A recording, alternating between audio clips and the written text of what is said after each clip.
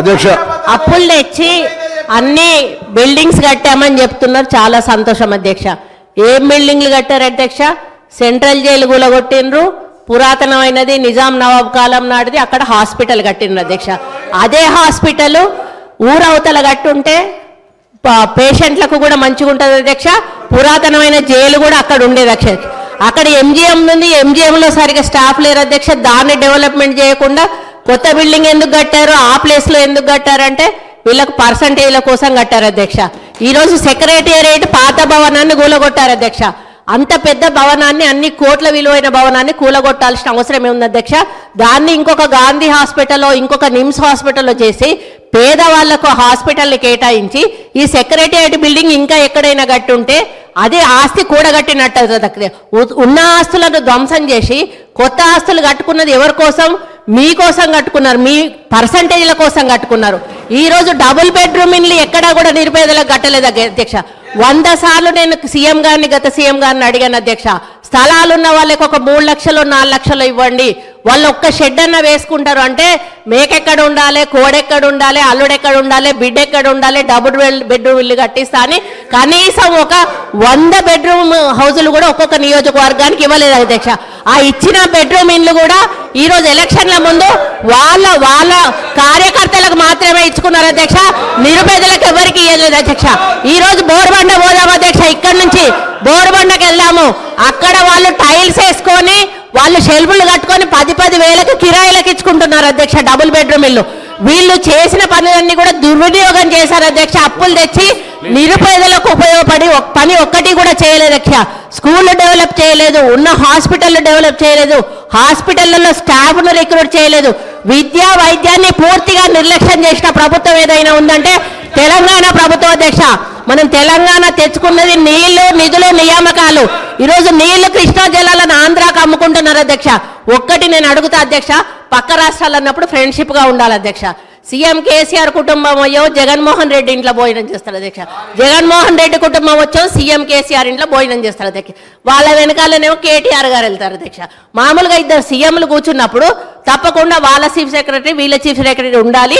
ఇద్దరి సీఎంల మధ్యలో ఏం సంభాషణ జరిగిందన్నది ప్రజలకు తెలియదు అధ్యక్ష. ఇన్నిసార్లు వీళ్ళు కలిసినా కూడా వీళ్ళు ఏం మాట్లాడుకున్నారు అనేది ప్రజలకు తెలియదు అధ్యక్ష. మళ్ళీ వచ్చినాక ఆంధ్ర మీద బయట తిడతారు అధ్యక్ష, లోపల మాత్రం భోజనాలు చేసుకుంటారు. కేటీఆర్ గారు ఏం మాట్లాడుకున్నారంటే వాళ్ళు ఏదో అభివృద్ధి గురించి మాట్లాడుకుంటున్నారు, నాకు సంబంధం లేదని వచ్చి ఈయన ప్రెస్ ముందట చెప్తాడు అధ్యక్ష. ఈరోజు సెంట్రల్లో నీటి వనరుల గురించి మీటింగ్ పెట్టినప్పుడు ఎంతమంది ఇక్కడ నుంచి పోయారు, ఎవరెవరు పోయారు, ఎప్పుడు సీఎం పోయారు, అది ఒకసారి చెప్పమన్నాను అధ్యక్ష. ఈరోజు కేంద్రాన్ని ఎందుకు బద్నాం చేస్తున్నారు అధ్యక్ష? ఈరోజు మోడీ గారితో మీరు సత్సంబంధాలు ఎందుకు పెట్టుకోలేదు? ఈరోజు యాదాద్రి విషయంలో చిన్నజీయర్ స్వామిని ఎంకరేజ్ చేశారు. ఈరోజు ఆయన ఎక్కడో ఒకటి కట్టుకుంటే అక్కడ మోడీని పిలిచిండని ఈరోజు మోడీని పక్కకు పెట్టేసి మోడీతో సంబంధాలు లేకుండా సెంట్రల్ ఫండ్స్ తెచ్చుకోకుండా ఈరోజు కేంద్రం ఇవ్వడం లేదని బద్నాం చేయడం తప్ప అధ్యక్ష. ఈరోజు కేంద్రాన్ని దూరం పెట్టింది వీళ్ళు, కేంద్రం ఫండ్స్ ఉపయోగించుకోండి వీళ్ళు.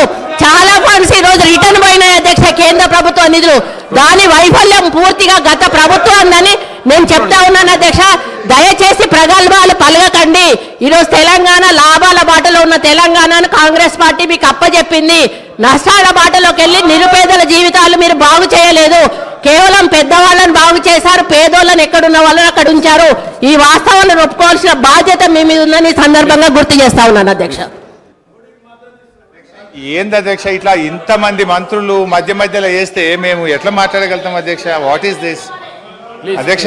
సరే ఎనీహౌ ఏం చేస్తాం అధ్యక్ష? ప్లీజ్ హరీష్ రావు గారు ప్లీజ్. అధ్యక్ష కానీ మీరు ఈసారి ఇప్పుడు 5 మంత్రులకు అవకాశం ఇస్తారు సార్. మీరు శ్రీధర్ బాబు గారు, ఉత్తమ్ కుమార్ రెడ్డి గారు, పొన్నం ప్రభాకర్ గారు, సీతక్క మన కొండా సురేఖ గారు, జూపల్లి గారు, ఇంతమంది మంత్రులకు ఇచ్చి నన్ను మధ్యలో ఇన్నిసార్లు డిస్టర్బ్ చేసి నా ఫ్లో డిస్టర్బ్ చేసే ఇది ఒక కుట్ర సార్. ఇది కూడా అన్యాయం సార్ ఇది అధ్యక్ష.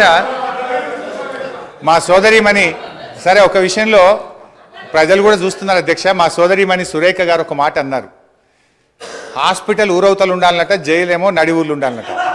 ఇది ఏం ప్రేమ అధ్యక్ష?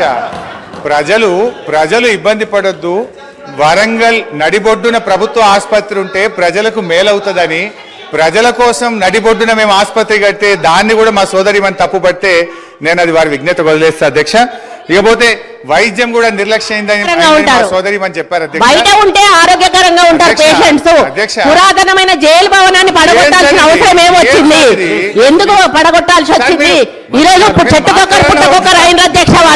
వాళ్ళ భార్యలకు వాళ్ళు ఎక్కడున్నారో కూడా తెలియనటువంటి పరిస్థితి ఉన్నది. హరీష్ రావు గారు సార్ ఏం సార్ ఇది? వారు మాట్లాడితే నేను సమాధానం చెప్పాలి కదా అధ్యక్ష. ముగించండి. ఎట్లా ముగించాలి సార్? మీరు 8 మంది 1/2 డజన్ మంది మంత్రులకు మధ్యలో ఇంటరప్ట్ చేస్తే నేను ఎట్లా మాట్లాడాలి సార్? అధ్యక్ష, మా సోదరిమణి వైద్యం నిర్లక్ష్యమైందన్నారు. ఆనాడు కాంగ్రెస్ ప్రభుత్వ హయాములో నేను రాను బిడ్డో సర్కారు దవాఖానకనే పాటలు వస్తే మా హయాములో పోదాం పద బిడ్డ సర్కారు దవాఖానకనంత గొప్పగా ప్రభుత్వ ఆసుపత్రులు చేశాం.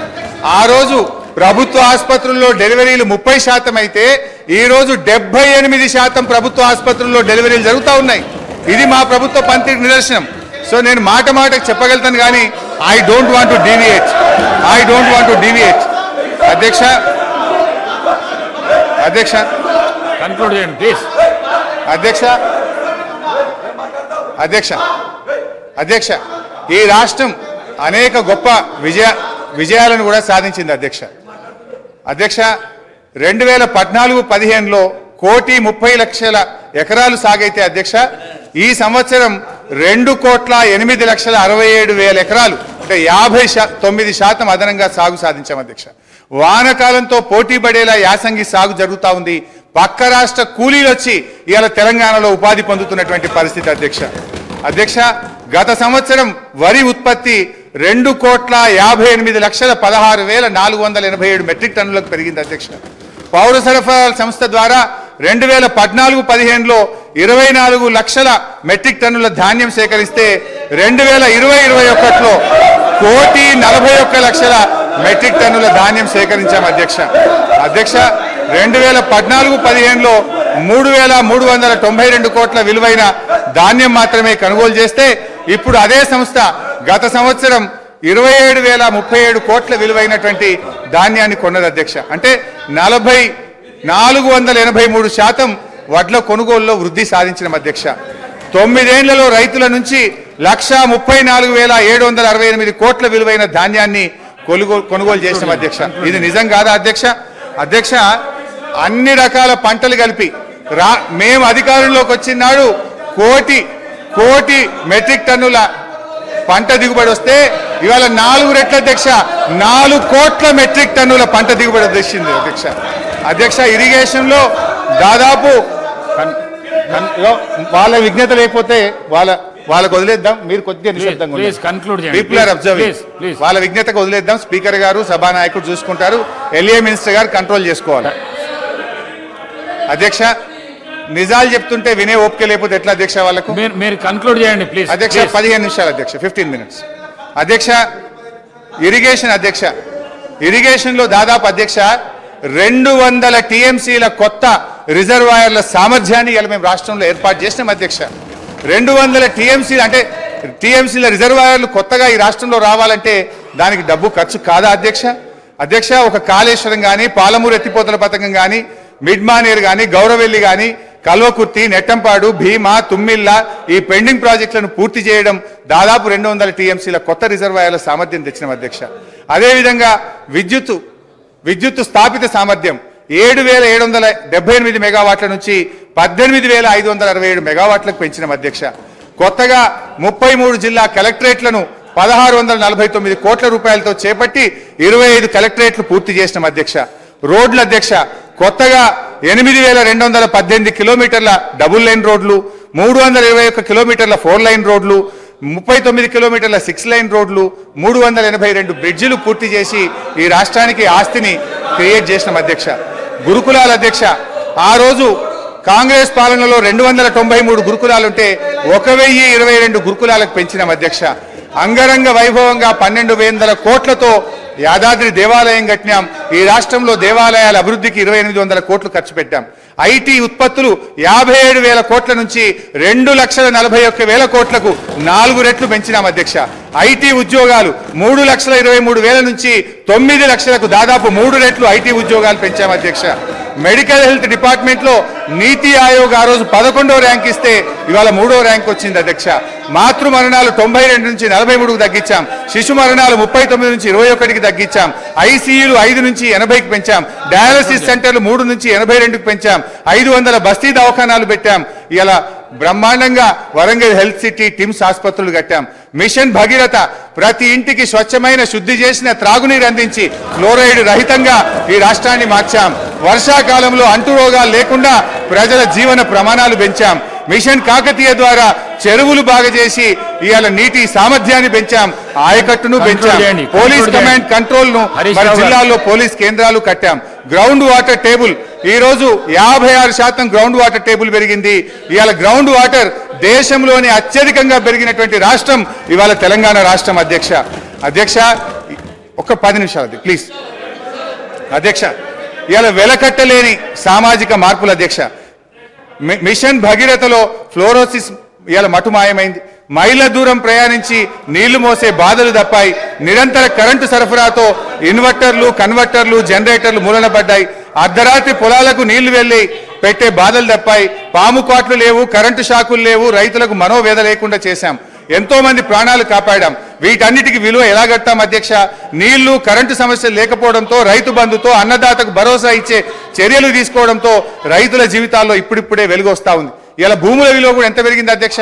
ఇక్కడ ఉండే ఎమ్మెల్యేలకు కూడా చాలా మందికి భూములు ఉన్నాయి. 2014కు ముందు ₹1,00,000, ₹2,00,000 ధర లేని భూములు ఇలా పెద్ద ఎత్తున పెరిగింది అధ్యక్ష. జస్ట్ ఐ విల్ కంక్లూడ్ అధ్యక్ష.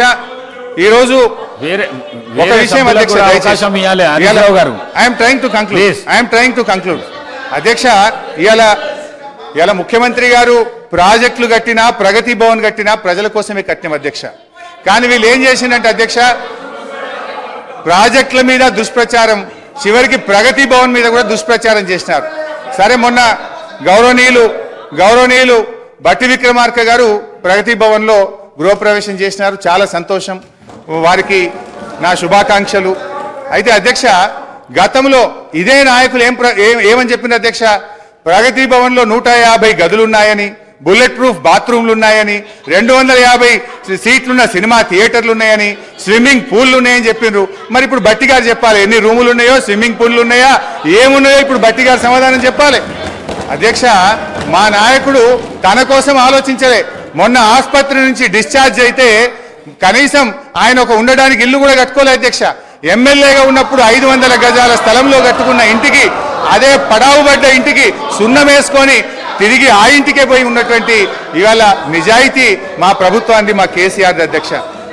ఇవాళ కాళేశ్వరం విషయంలో కానీ, మేడిగడ్డ విషయంలో కూడా ఇదే బురద చల్లే ప్రయత్నం చేస్తూ ఉన్నారు. నేను చూస్తూ ఉన్నా. ఇవాళ ఉత్తమ్ కుమార్ రెడ్డి గారు వారు చాలా సందర్భాల్లో వారు కానీ వీళ్ళ నాయకులు కానీ చెప్తా ఉన్నారు. ఏమని చెప్తున్నారు? మేము సిట్టింగ్ జడ్జితో విచారణ జరుపుతామని చెప్తున్నారు. అధ్యక్ష, ఐ డిమాండ్ వెంటనే సిట్టింగ్ జడ్జితో విచారణ జరపండి అధ్యక్ష. బంగారాన్ని నిప్పుల్లో దానికి కాల్చితేనే దాని మేలిమి బయటపడుతుంది. నిజమేందో ప్రజలకు తెలవాలి, బంగారం ఏందో కంచేందో ప్రజలకు అర్థమవుతుంది. నేను ఒకటే కోరుతా ఉన్నా ఇలా, ఎందుకంటే అధ్యక్ష గతంలో ఒక నిమిషం అధ్యక్ష, దయచేసి కంక్లూడింగ్ జస్ట్ 3 minutes అధ్యక్ష.